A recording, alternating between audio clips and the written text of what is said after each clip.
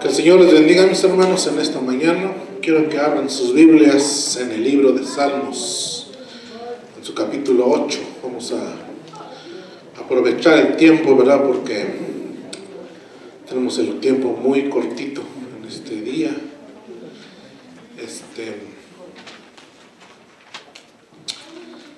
Vamos a orar primeramente, ¿verdad? Para comenzar este estudio de esta mañana. Señor, te damos gracias en esta mañana.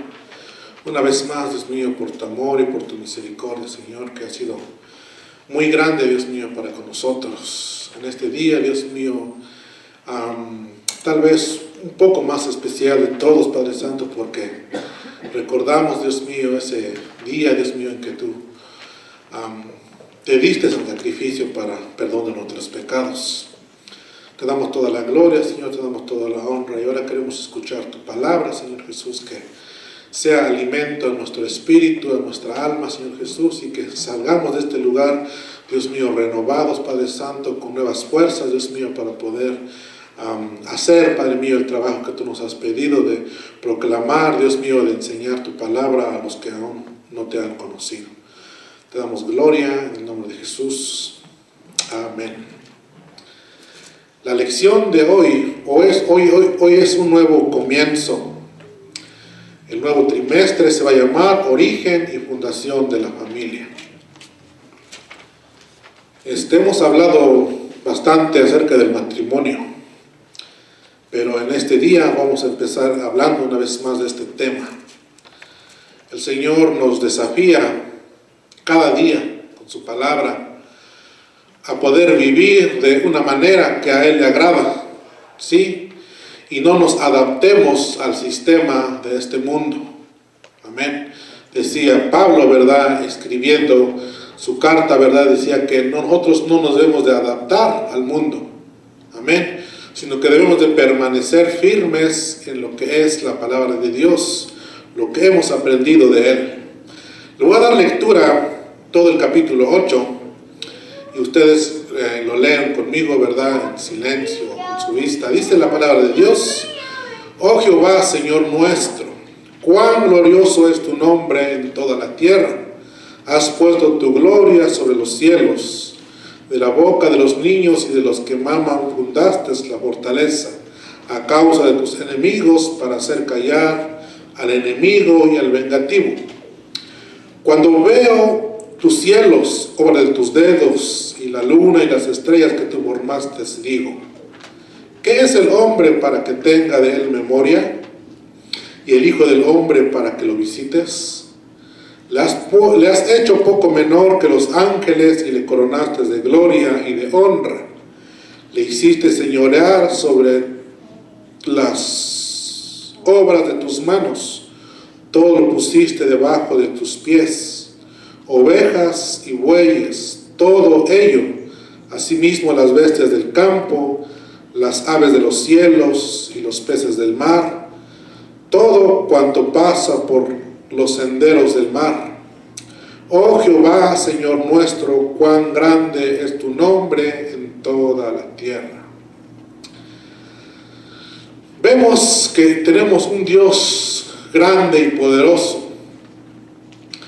Decía este salmo: cuando veo tus cielos, obra de tus dedos, y la luna y las estrellas que tú formaste, digo: ¿qué es el hombre para que tengas de él memoria? Y el hijo del hombre para que lo visites. Y luego el 5 dice: le has hecho poco menor que los ángeles y le coronaste de gloria y de honra. El 6: y le hiciste señorear sobre las obras de tus manos. Tenemos un trabajo muy importante en esta tierra. Quizás muchos de nosotros alguna vez en nuestro trabajo el patrón nos ha encargado algo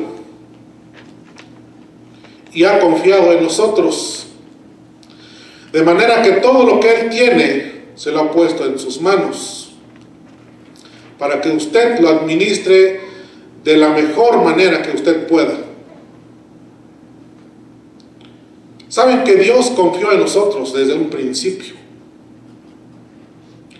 Hizo toda la creación, todo lo que podemos ver, dice aquí: ovejas, bueyes, todo ello, y asimismo las bestias del campo, las aves de los cielos y los peces del mar, todo cuanto pasa por los senderos del mar. Todo eso lo puso debajo del ser humano, para que el ser humano lo pudiera gobernar y señorear de una manera, ¿verdad?, que glorificara al Creador de todas las cosas. El estudio de hoy dice: la familia nació en el corazón de Dios. Para el cristiano, la familia es de mucha importancia. Por una razón más básica, tiene un lugar de prioridad en el propósito de Dios. Fue formada por el Creador en el alba de la creación. Antes de que existiera la escuela, la iglesia o el gobierno, existía la familia. Dice en la introducción de donde ustedes tienen. Entonces, dice que el tema de hoy, la familia nació en el corazón de Dios. Imagínense, ¿verdad?, cuando Dios había acabado de formar todo. Después dice que formó al hombre.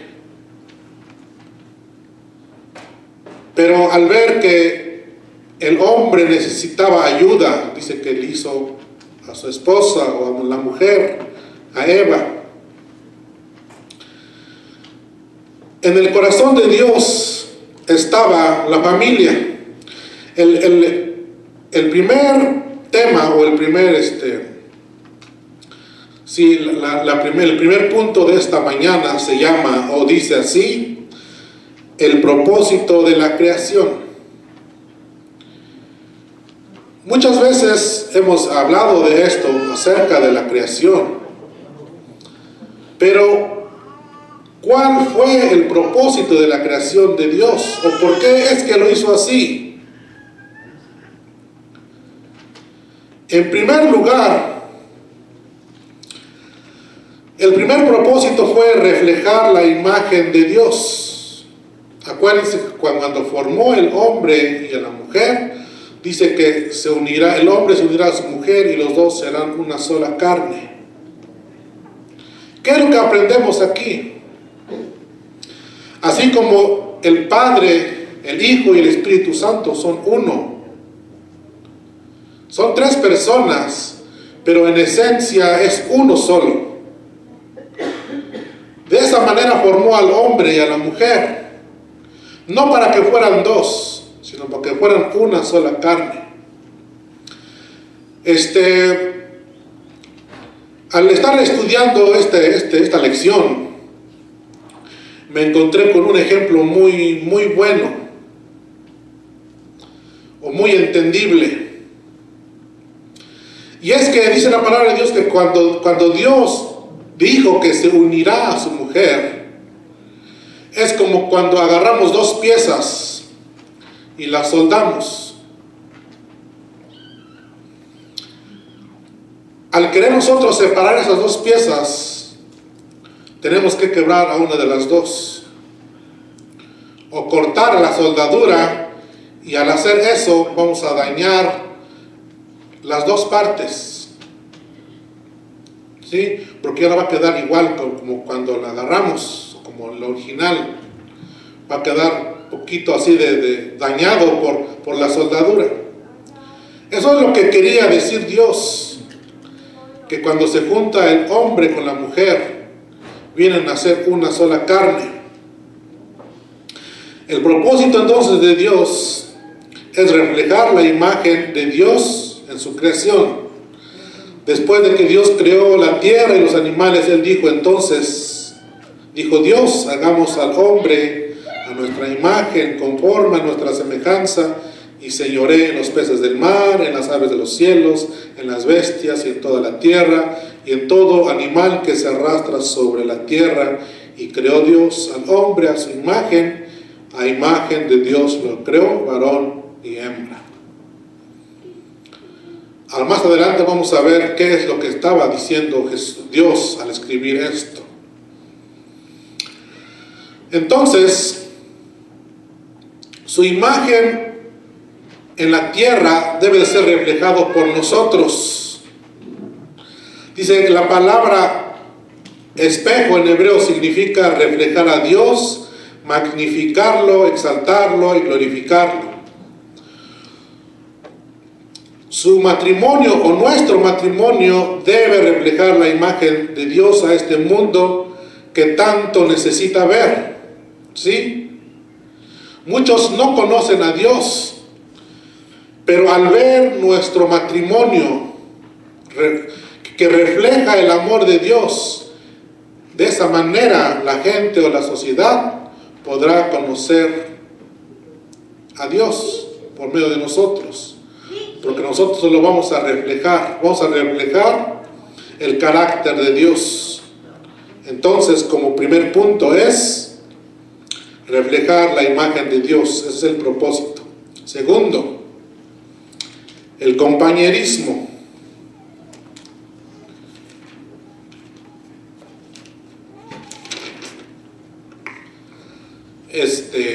Dice así la palabra de Dios. Perdón.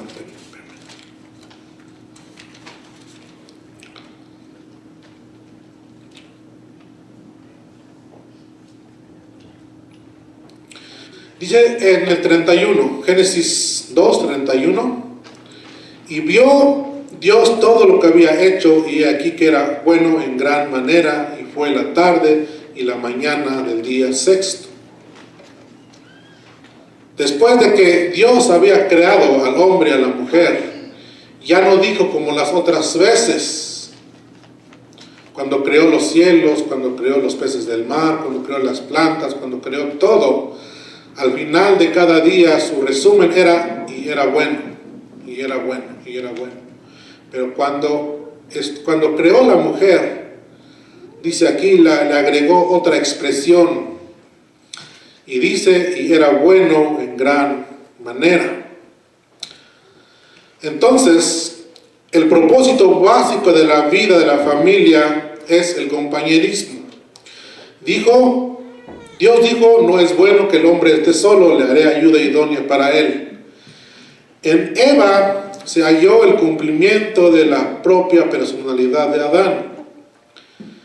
En eso fue la ayuda idónea. En su relación con Adán, Eva encontró su razón de ser y el significado de la vida. Por eso es que dice Proverbios que el que haya esposa haya el bien y haya la benevolencia y recibe la benevolencia de Jehová o la bendición de Dios. ¿Sí? Porque ahora el hombre tiene a una persona con quien él pueda compartir toda su vida. ¿Sí?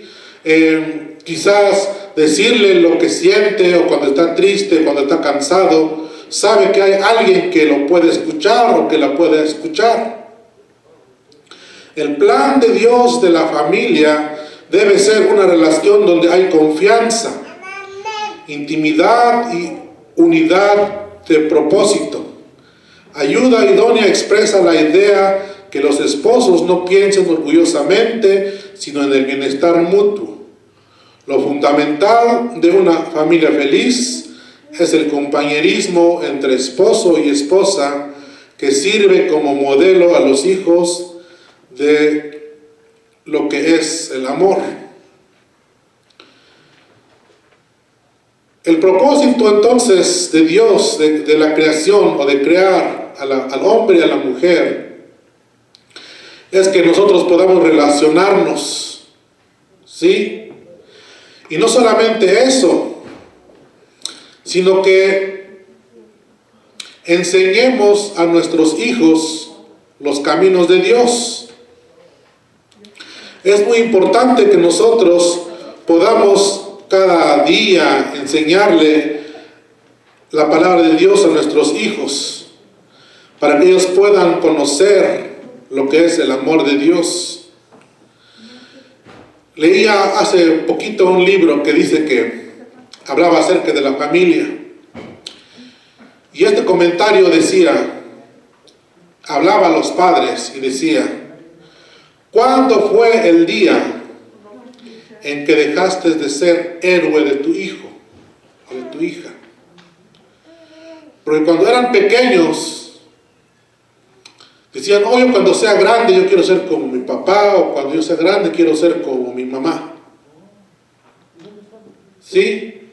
Eso es nuestra responsabilidad como padres, de ser verdaderamente un reflejo de Dios, para que eso es lo que vean nuestros hijos, y en un momento más tarde ellos también puedan querer ser como nosotros. Es muy importante que cuidemos nuestra relación con Dios y con nuestra pareja.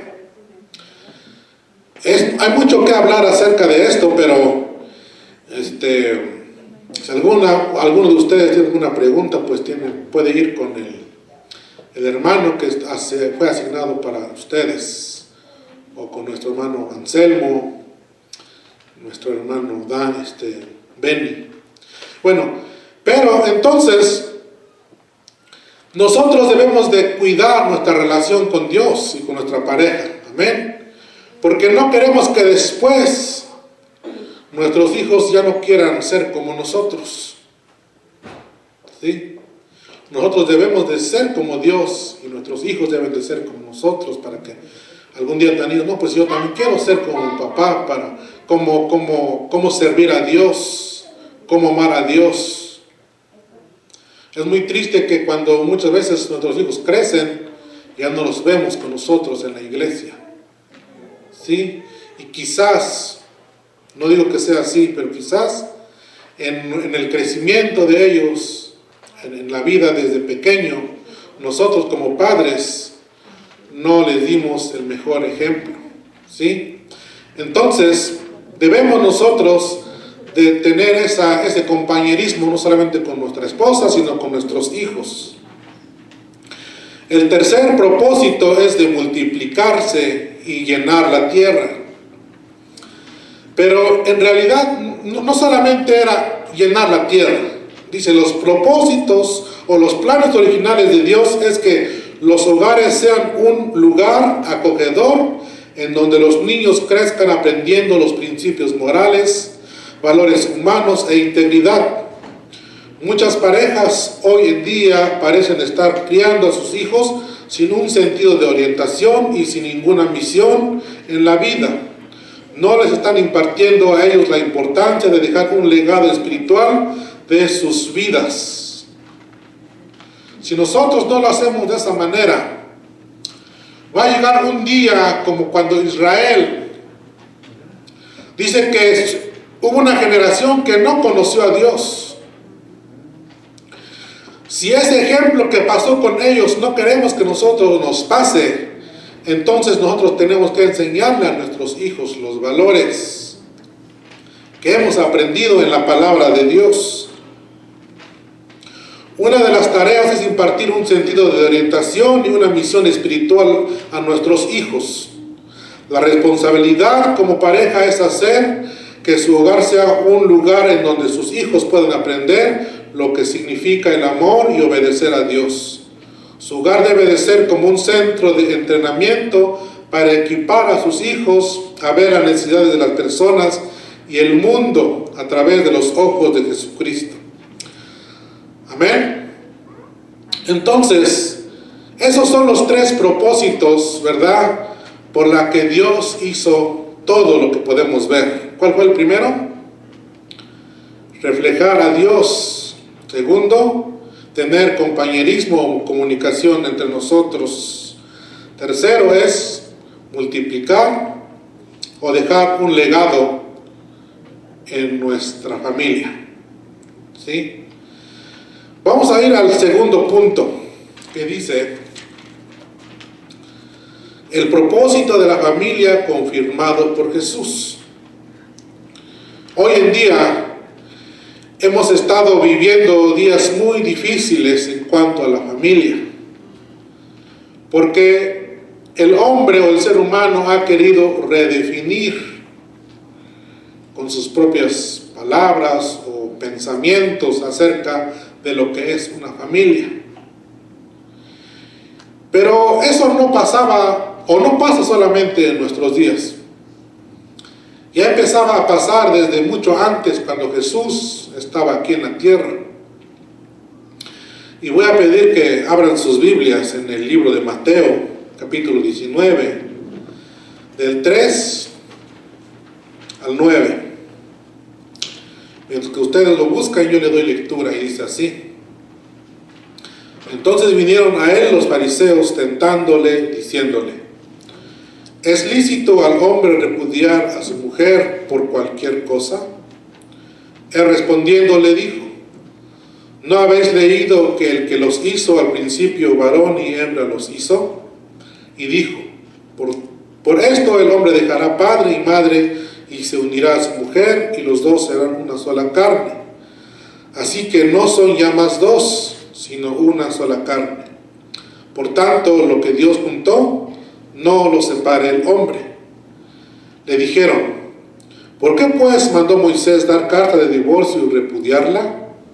Él les dijo: por la dureza de vuestro corazón, Moisés os permitió repudiar a vuestras mujeres, mas al principio no fue así. Y yo os digo que cualquiera que repudia a su mujer, salvo por causa de fornicación, y se casa con otra, adultera. Y el que se casa con la repudiada, adultera. A lo largo de la vida de Jesús, siempre tuvo encuentros con los fariseos y los escribas.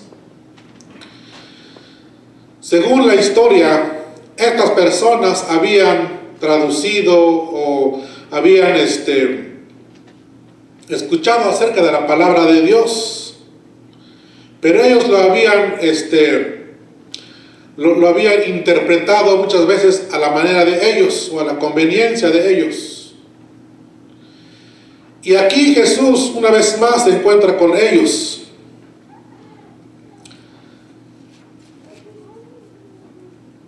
Y dice: vinieron a él los fariseos tentándole. Esto continúa el tema del conflicto y controversia con los líderes religiosos.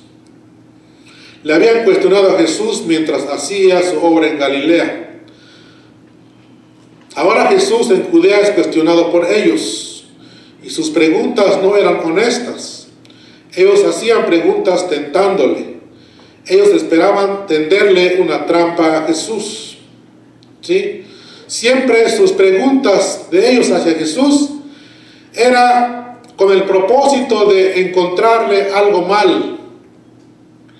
Como cuando le trajeron a la mujer adúltera. Le dijeron: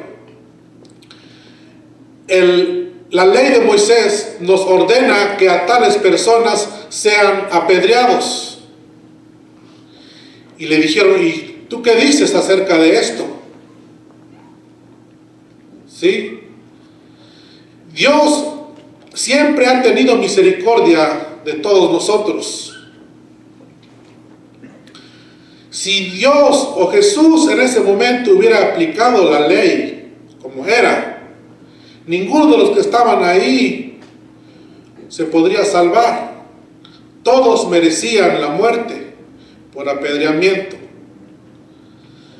Entonces vemos que Jesús usó la misericordia también. Dice que él se inclinó y empezó a escribir. No sabemos qué estaba escribiendo, pero al levantarse una vez más, los acusadores de la mujer ya no estaban. ¿Por qué?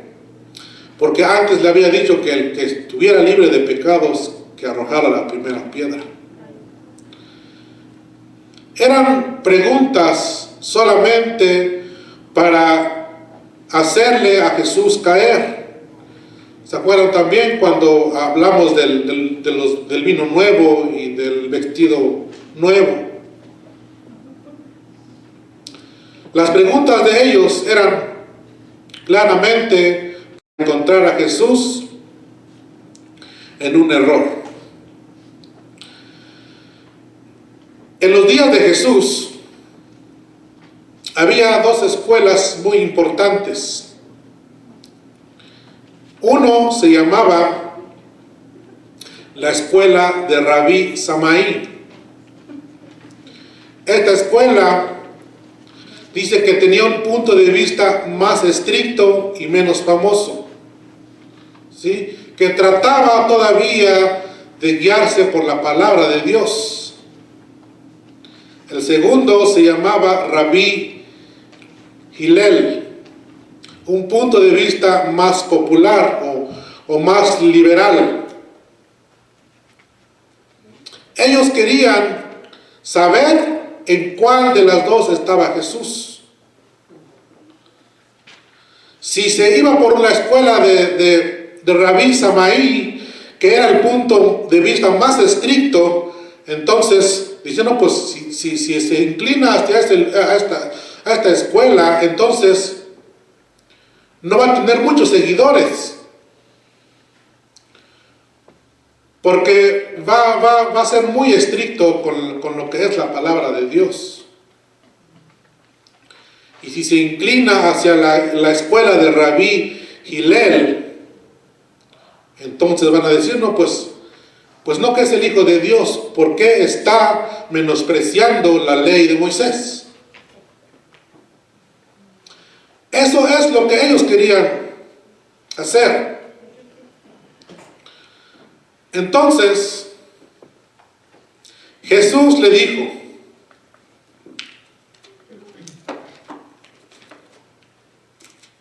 en el 4, él respondiendo les dijo, ¿no habéis leído que el que los hizo al principio, varón y hembra los hizo? Acuérdense que estaban hablando con los maestros de la ley, los doctores de la ley. Y Dios o Jesús le hizo esa pregunta a ellos y le dijo, ¿no habéis leído que el que los hizo al principio, varón y hembra los hizo? Y dijo, por esto el hombre dejará padre y madre y se unirá a su mujer, y los dos serán una sola carne. Ellos estaban preguntando acerca del divorcio y estaban usando la lectura bíblica de Deuteronomio 24:1, que dice que ahí que si alguien o un hombre se casaba con una mujer, pero encontraba en ella algo indecente, quiere decir que era algo, o que esta persona o la mujer no se había guardado virgen hasta el matrimonio, entonces era una excusa para poder divorciarse de su esposa. Era la única razón. Pero los fariseos le dijeron que si era lícito repudiar a su mujer por cualquier cosa. Estas palabras eran el centro del debate. Dijimos, de las escuelas, cada escuela de pensamiento entendía que la ley mosaica daba permiso para el divorcio. Cuando alguno tomare mujer, lo que dice en 24 del Deuteronomio, cuando alguno tomare mujer y se casare con ella, si no le agradare por haber hallado en ella algo o alguna cosa indecente, le escribirá carta de divorcio y se la entregará en su mano y la despedirá de su casa. La escuela de Rabí Samaí entendía que cosa indecente significaba inmoralidad sexual y que decía que esta era la única razón válida para el divorcio. La escuela de Rabí Hillel entendía que cosa indecente significaba cualquier tipo de indiscreción, incluso hasta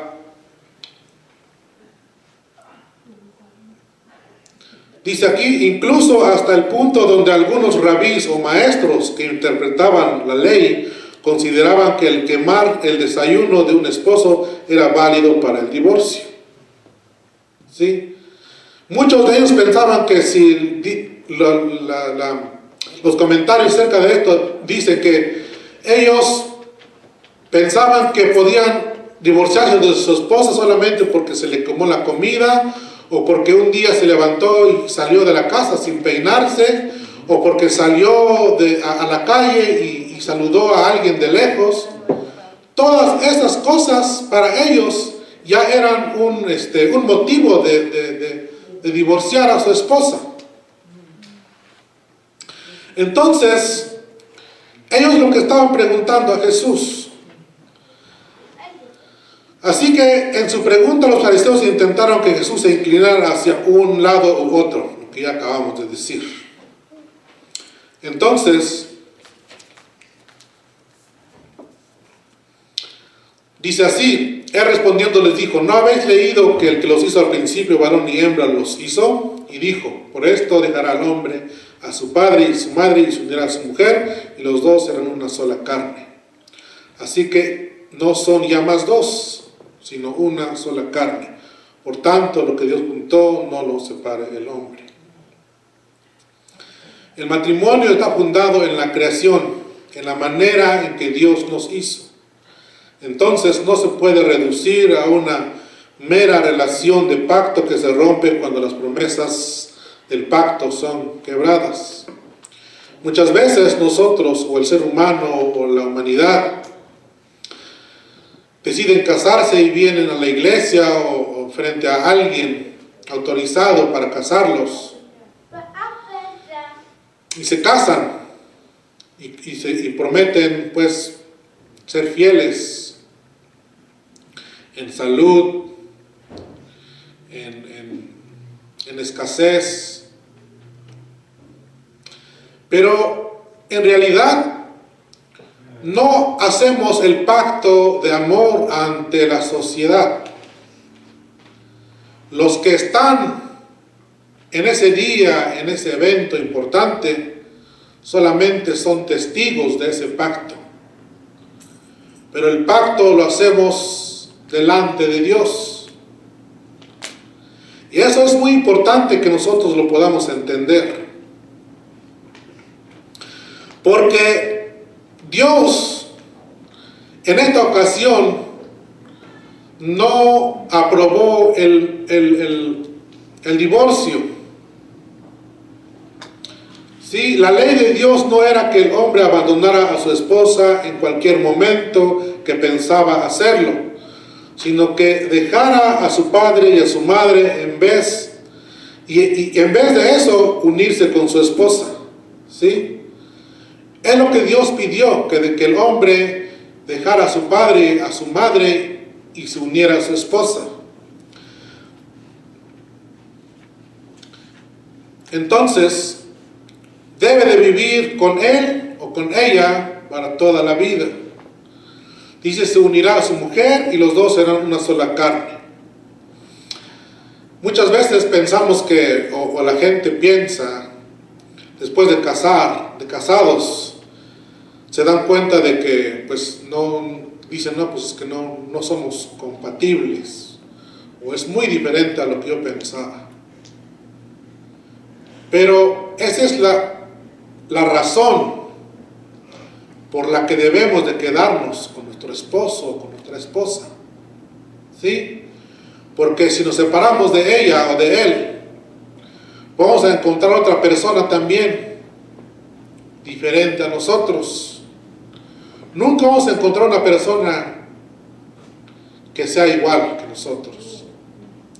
Quizá por eso es que muchas veces ahora el matrimonio ya no es solamente con hombre y mujer, sino que ahora son mujer y hombre, porque piensan y dicen, no, pues somos iguales, nos vamos a entender, ¿verdad? Es una idea errónea de lo que es el matrimonio. Dios no lo estableció así. Dios dijo, varón y hembra los creó. Ese es el modelo que Dios estableció desde un principio. A pesar de estas diferencias fundamentales que vemos entre hombre y mujer, dice aquí, Dios llama al esposo y a la esposa a ser uno, como una sola carne. Este proceso de cosas que no igualmente vienen juntos es la parte del gran trabajo de Dios en el matrimonio.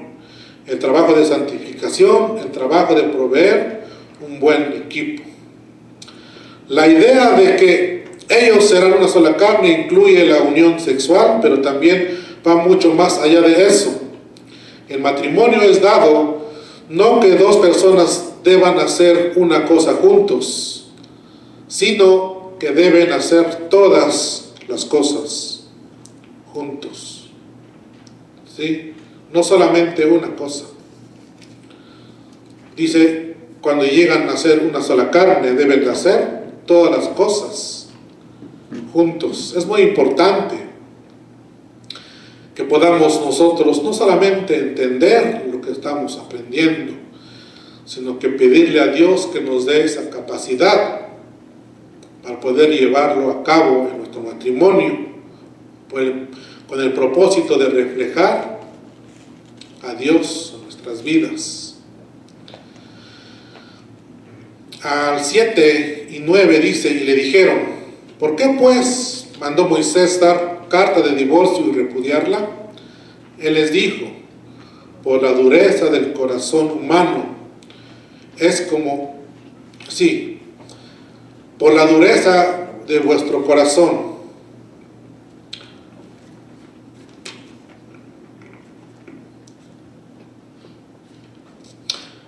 Sí, por la dureza de vuestro corazón Moisés os permitió repudiar a vuestras mujeres, mas al principio no fue así. La dureza de vuestro corazón es el pensamiento. El pensamiento no es tanto de la crueldad de los esposos a sus esposas, sino de no responder a la mente o a la voluntad de Dios. El divorcio nunca se debe pensar como algo que es ordenado por Dios o una opción moral natural, sino como una evidencia del pecado y de la dureza del corazón. ¿Sí? El divorcio, dice, no se debe de ver como una opción. Cuando alguien se separa, no es porque no se pudieron llevar bien, sino por el pecado que hay en cada persona. Por eso que Dios le dijo, por la dureza de vuestro corazón. Entonces, si hay divorcio, muchas veces es una evidencia de que el pecado está en esa familia. Dios o Jesús dio una sola razón. Jesús interpretó el significado de la palabra, o dice así, salvo por causa de fornicación. Jesús interpretó el significado de la palabra inmundo en la ley mesiánica, demostrando que se refiere a la inmoralidad sexual y no solamente en algo que pudiera desagradar al esposo. Por lo tanto, el divorcio no era o no fue establecido por Dios desde un principio. Esta enseñanza de Jesús nos demuestra que el matrimonio, como una promesa hecha a Dios, a nuestro cónyuge y al mundo, es una promesa y no puede ser quebrantada a nuestra propia discreción. Si Dios no reconoce la promesa siendo quebrada, entonces no lo es. Uno debe de admitir que esto es una enseñanza dura de parte de Jesús. Hay muchas razones hoy que las personas dejan para justificar el divorcio, que no cumplen los dos subsidios bíblicos para el divorcio. Entonces, dice, lo que Dios unió, no lo separe el hombre. Pero vemos en nuestra sociedad hoy en día que muchos toman el papel de Dios y le dan una carta certificada a los esposos, y ¿saben qué? Están libres. Pero delante de Dios no es así. Entonces, vemos que Dios confirma o afirma el matrimonio. Tercer punto, el propósito para el individuo. Dice Mateo 2, del 10 al 12. Le dijeron sus discípulos: si así es la condición del hombre con su mujer, no conviene casarse. Entonces él les dijo: no todos son capaces de recibir esto, sino aquellos a quienes es dado. Pues hay eunucos que nacieron así del vientre de su madre, y hay eunucos que son hechos eunucos por los hombres, y hay eunucos que asimismo se hicieron eunucos por causa del reino de los cielos. El que sea capaz de recibir esto, que lo reciba. Pero vemos aquí, en el 10,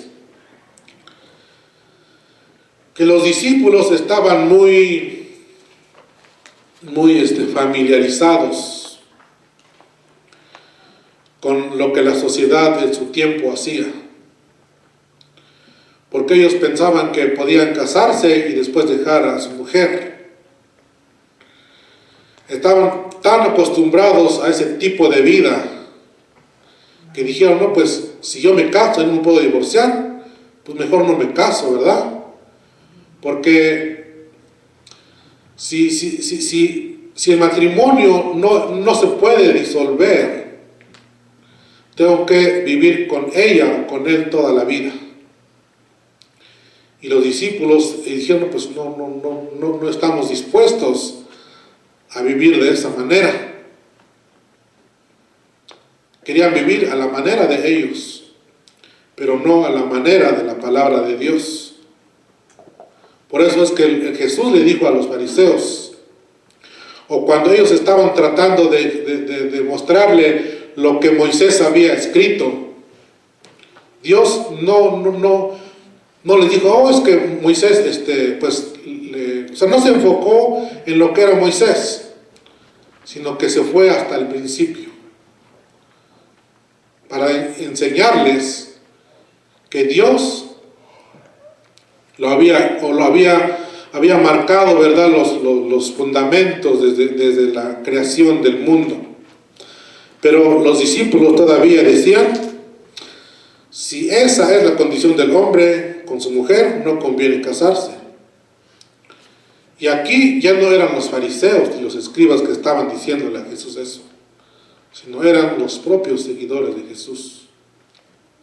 Muchas veces, como cristianos, también pensamos de esa manera. No queremos nosotros vivir bajo los parámetros de la palabra de Dios, sino que queremos, como dije al principio, adaptarnos a este mundo, a esta sociedad, que si dice esta sociedad: no se pueden divorciar, ok, nosotros como cristianos también vamos en esa línea y decimos: no, pues ya no la aguanto, o ya no la aguanto y me voy a divorciar. ¿Por qué? No porque sea lo correcto, sino porque todo el mundo lo hace. Eso es lo que estaban diciendo los discípulos. En el 11, entonces él les dijo: no todos son capaces de recibir esto, sino aquellos quienes les es dado. Esto quiere decir hechos eunucos por los hombres y hechos eunucos que asimismo se hicieron eunucos por causa del reino de los cielos. El que sea capaz de recibir esto, que lo reciba. Dice: no todos son capaces de recibir esto, sino aquellos a quienes es dado. Jesús reconocía que el celibato es bueno para algunos, para aquel que se le es dado, como tenemos ejemplo en la Biblia de Pablo. Dice que él no quiso casarse, sino que quería dedicar toda su vida enteramente para el servicio de nuestro Dios. Entonces dijo Pablo: el casado, dice, tiene cuidado de cómo agradar a su mujer. Y la casada también tiene cuidado de cómo agradar su esposo. Pero el que no es casado dice que solamente tiene cuidado en cómo agradar a Dios. Por eso es que hay personas que por la gracia de Dios también les ha sido dado ese don. Porque no es cualquier cosa el que un hombre no se case. Pero estos hombres han decidido, ¿verdad?, dedicar su vida completa al servicio de Dios. Y otros dicen, pues hay eunucos que nacieron así.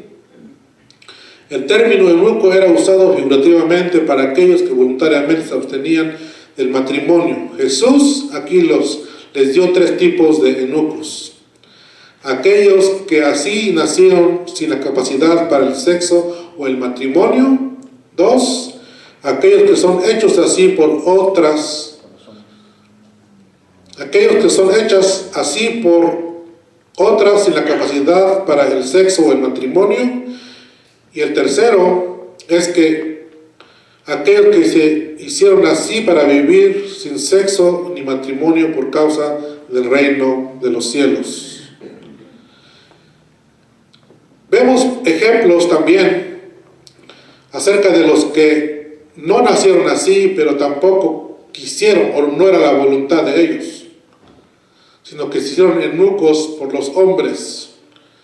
Se dice que Daniel y sus amigos los hicieron eunucos, ¿sí?, para que pudieran servir en el palacio del rey.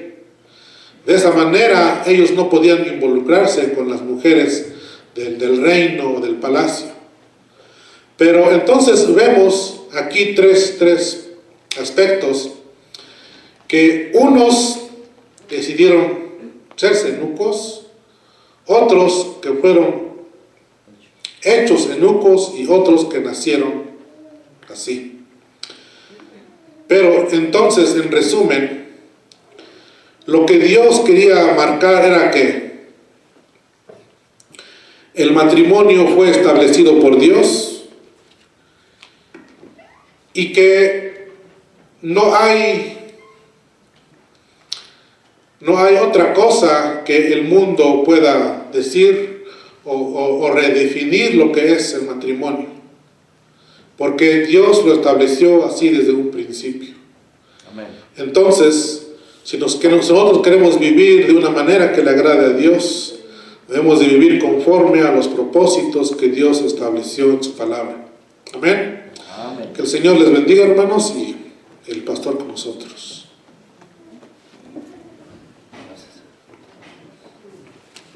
Gracias, hermano. Algunos a lo mejor no entienden la palabra eunucos, ¿verdad? ¿Hay alguien que no entiende esa palabra? Acostumbramos a hablar más detallado cuando tenemos los discipulados. Se lo voy a explicar rapidito, ¿verdad?, por los que quieren saberlo. Un eunuco es alguien que ha sido castrado, no va a poder tener una familia.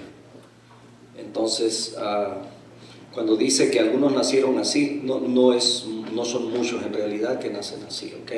Y esto, si Dios lo permite, ¿verdad?, ¿quiénes somos nosotros para eunucos? No confunda esa palabra con homosexualidad o otras cosas. Eunuco es alguien solamente no va a poder procrear, no va a poder tener una relación normal con una esposa, no va a sentir el deseo, ¿verdad? Esos son los que tienen el don del celibato. También están los eunucos. Cuando se refiere a los eunucos hechos por los hombres, es aquellos que nacieron siendo esclavos, donde los dueños, los amos, decidían hacerlos que cuidaran lo que era sus negocios. Se cree que Daniel lo mencionó el hermano, Daniel ellos servían en el palacio de los reyes. Por lo regular, todos los que servían en el palacio del rey eran eunucos, ¿verdad?, por tantas mujeres que ellos llegaban a tener y no querían que se involucraran con la servidumbre. Entonces también los eunucos, que así mismo se hacían, era porque también, como era una función de gobierno, una función política, una función alta, y era bien remunerado, entonces algunos de ellos decidían por decisión propia hacerse así por la ganancia que iban a tener. Pero una decisión, terrible, yo creo. Entonces, hoy en día hay quienes practican eso, pero forzado, ¿verdad? Y hay una religión que lo practica todavía. Prohíbe que se casen los hombres. ¿Sí saben, verdad, a qué me refiero? Bueno, para ser sacerdote usted tiene que no casarse, tenga o no tenga el don, y la Biblia no dice así, ¿ok? Bien, entonces en esta mañana, mis hermanos, vamos a la Escritura. Estaba buscando dónde poner la Biblia. Vamos a 1 Corintios capítulo 11. Este es recordando precisamente lo que hemos estado celebrando en esta mañana, precisamente la muerte, sepultura y resurrección de nuestro Señor Jesucristo. Gracias, mi hermano. Dice la Escritura en 1 Corintios capítulo 11,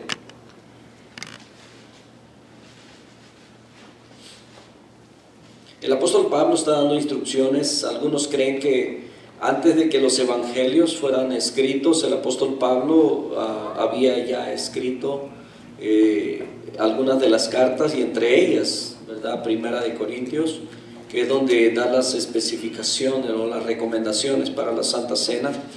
Y es que la iglesia se acercaba para, en sus reuniones, tomar la Santa Cena, pero dicen que algunos cometían abusos. Y los abusos consistían en que se hizo la cena, ¿verdad? O se hacía la cena, pero ya se tomaba como cualquier otro, sin la reverencia debida, sin siquiera recordar por qué se hacía. Y entonces el apóstol Pablo les llama la atención, les dice que eso no es la forma.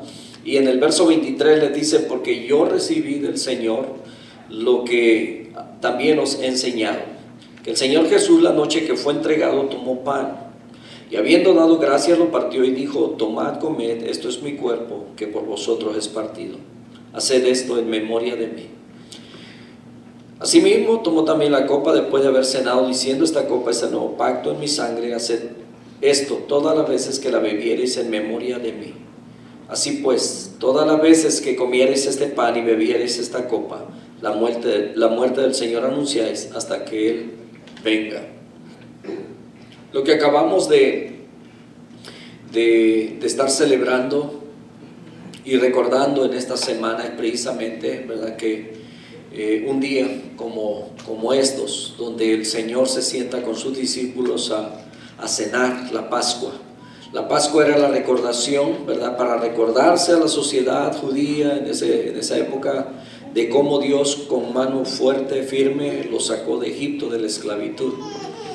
Luego el Señor Jesucristo, en esa misma noche, Él instituye la Santa Cena. Entonces les dice: cada vez que ustedes hagan esto, ¿verdad?, la muerte mía es la que anuncian, y esto lo van a hacer hasta cuando yo venga por ustedes.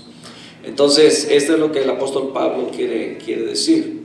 Entonces cada vez que nosotros lo hacemos, también le estamos recordando lo que Jesucristo hizo por nosotros al liberarnos del pecado del mundo donde vivíamos antes, y que ahora somos libres gracias al sacrificio que Él hizo por nosotros. Los elementos que usamos, el jugo de la vid, ¿verdad?, un jugo de uva, y las galletas sin levadura, ¿verdad?, que estos simbolizan solamente lo que es el cuerpo de nuestro Señor Jesucristo y la sangre de nuestro Señor Jesucristo, ¿verdad? En ningún momento se convierte en la sangre o la carne del Señor, sino que estos son elementos simbólicos que usamos para recordar lo que el Señor hizo. Al principio, por supuesto, que era una cena normal como la tenían, pero con esa reverencia que era recordando lo que Jesucristo había hecho. Hoy día, ¿verdad?, se hace ya solamente con estos elementos pequeños. Así es que voy a invitar a mis hermanos que me ayudan en esta mañana a servir la cena. Y voy a invitar, ¿verdad?, a los que van a participar, por favor esté de pie, mis hermanos sepan, para que puedan acercarse con usted. Siempre recomendamos, si usted todavía no entiende exactamente qué es lo que hacemos, ¿verdad? Esto para nosotros es una celebración, es un recordatorio, pero es muy solemne. Así es que si usted no entiende todavía lo que hacemos, ¿verdad?, le pedimos se abstenga, ¿verdad?, hasta que podamos informarle bien de qué se trata. Así es que mis hermanos pasan por sus lugares, usted se pone bien mientras, antes de que pasen, hacemos una oración, ¿verdad? Ninguno de nosotros somos dignos, entonces cuando oramos diciéndole al Señor: Señor, limpia nuestras culpas, limpia nuestros pecados, Padre, en el nombre de Jesucristo. Queremos reconocer en esta mañana que te hemos fallado, y muchas veces y de diferentes formas. No somos dignos de ti, Señor, pero lo que hiciste en la cruz del Calvario para nosotros representa la victoria, Señor. Nos diste el perdón de nuestros pecados, limpiaste nuestra vida y nos ofreces, Señor, pasar la eternidad contigo. En este momento, mi Dios, en el que queremos honrarte a través de este acto tan solemne para nosotros, en memoria, Señor, recordando lo que tú hiciste por nosotros. Queremos estar a cuentas contigo, Señor, pues en la palabra encontramos que habían consecuencias para aquellos que lo hacían de una manera indigna. Habían perdido el respeto por ello. Pero Padre, en esta mañana te entregamos a ti todo aquello que nos asedia, lo ponemos en tus manos. Gracias por perdonarnos. Dice tu palabra que si confesamos nuestros pecados, tú eres fiel y justo para perdonarnos.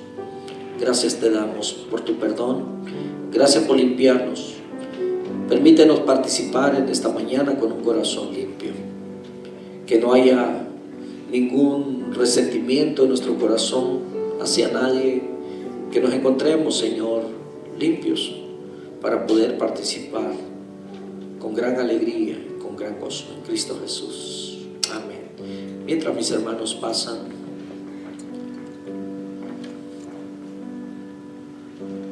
sobre todo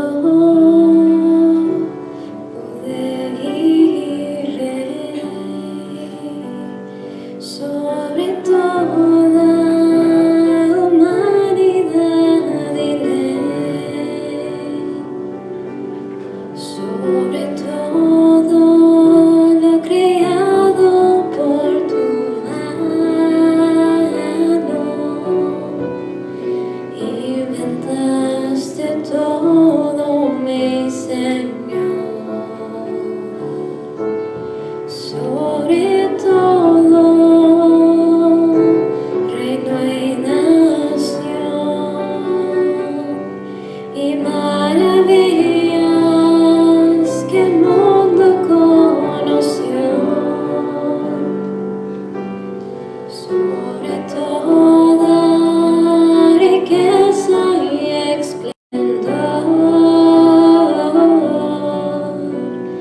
nada se compara a ti, mi Dios.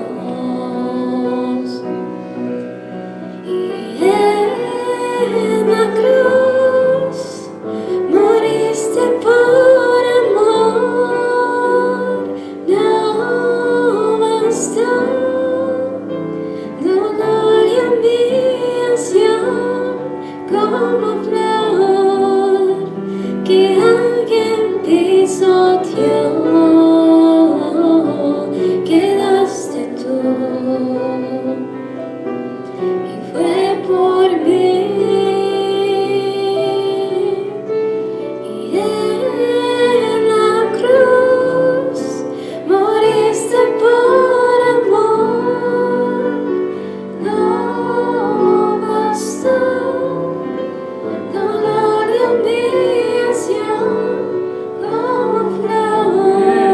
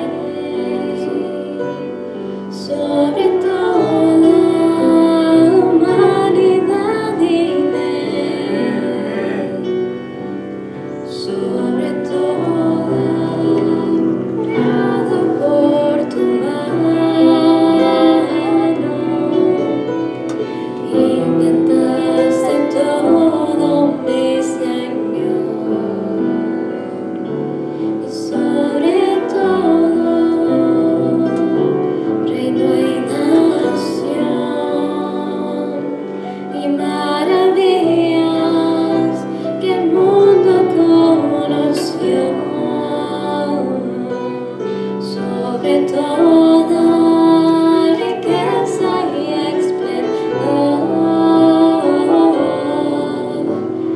Nada se compara a ti, mi Dios. Levante su pieza de pan hacia el cielo y démosle gracias a Dios.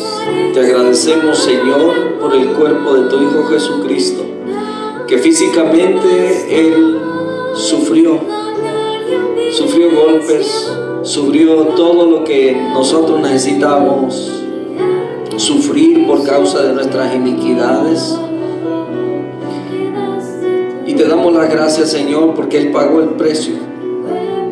Él fue inmolado, Él tuvo que sufrir por nosotros.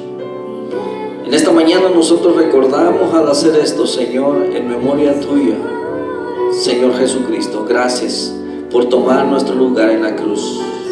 Bendito sea tu nombre. Comamos.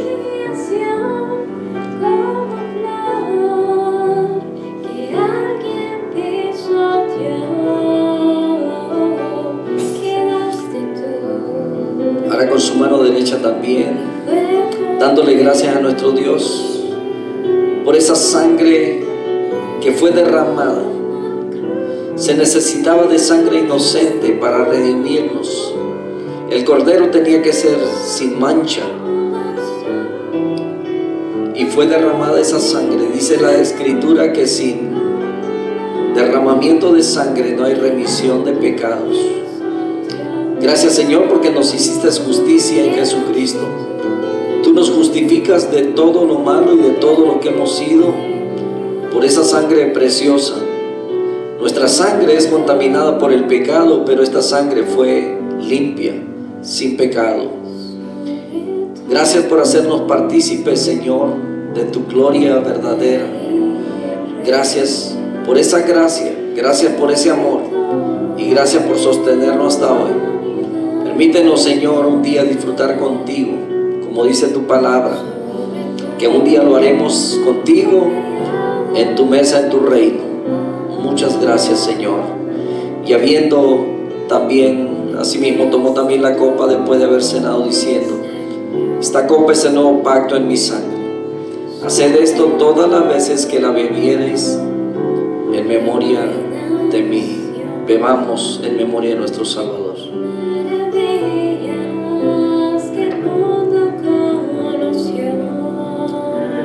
Gracias te damos, Señor. Y como dice tu palabra, Señor, un día lo haremos, Señor, en tu reino. Gracias, Padre Santo. Permítenos poder estar preparados, poder estar listos, Señor, para cuando tú vengas a la final trompeta, Señor, seamos levantados contigo y podamos, Señor, repetir esto, pero ahora en tu reino. Muchas gracias por tu hermosa promesa. Bendice a tu iglesia. Llévanos con bien a nuestros hogares, Padre amado, y permítenos regresar esta tarde. Queremos honrarte, seguir alabando y exaltando tu grandeza. Permite, Señor, que todo lo que hacemos, Padre, honre tu santísimo nombre. En Cristo Jesús. Amén.